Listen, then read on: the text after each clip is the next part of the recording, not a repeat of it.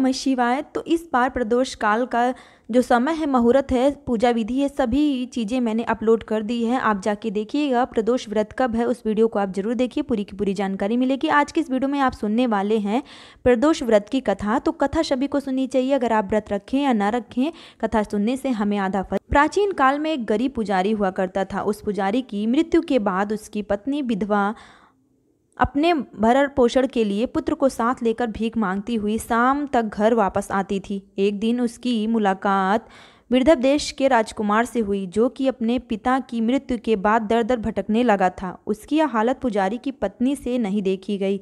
वह उस राजकुमार को अपने साथ अपने घर ले आई और पुत्र जैसे रखने लगी। एक दिन पुजारी की पत्नी अपने साथ दोनों पुत्रों को ऋषि के आश्रम ले गई। वहां उसने ऋषि से शिव जी के प्रदोष व्रत की कथा एवं विधि सुनी तथा घर जाकर वह अब प्रदोष व्रत करने लगी।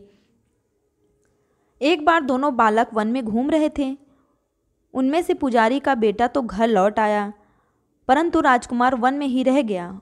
उस राजकुमार ने गंधर्व कन्याओं को कीड़ा करते देख उनसे बात करने लगा। उस कन्या का नाम अंशुमति था। उस दिन वह राजकुमार घर देरी से लौटा। राजकुमार दूसरे दिन फिर से उसी जगह पहुंचा जहां अंशुमति अपने माता पिता से बात कर रही थी। तभी अंशुमति के माता पिता ने उस राजकुमार को पहचान लिया तथा उससे कहा कि आप तो बिरधव नगर के राजकुमार हो ना, आपका नाम धर्मगुप्त है।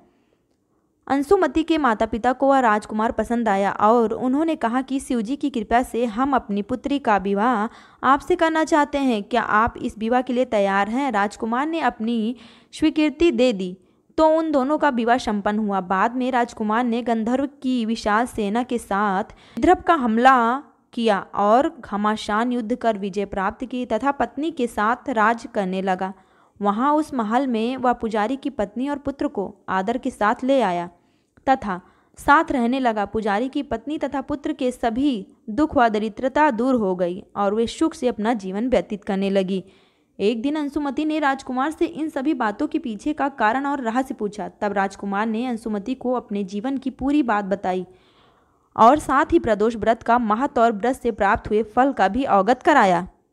कई जगहों पर अपनी श्रद्धा के अनुसार स्त्री पुरुष दोनों ही व्रत करते हैं। इस व्रत को करने से मनुष्य के सभी कष्ट और पाप नष्ट हो जाते हैं एवं मनुष्यों को अभीष्ट की प्राप्ति होती है, उन्हें सुख समृद्धि मिलती है और भगवान शंकर माता पार्वती उनके सभी दुखों को दूर करते हैं और उनकी मनोकामना पूर्ण करते हैं। बोलिए शिव शंकर भोलेनाथ पार्वती माता की जय। ओम नमः शिवाय। मिलेंगे फिर नेक्स्ट वीडियो में, तब तक के लिए राधे राधे, जय माता दी। जितना हो सके कथा को शेयर कीजिए, सभी लोग सुने, उसका पुण्य हमें और आपको सभी को लग सके।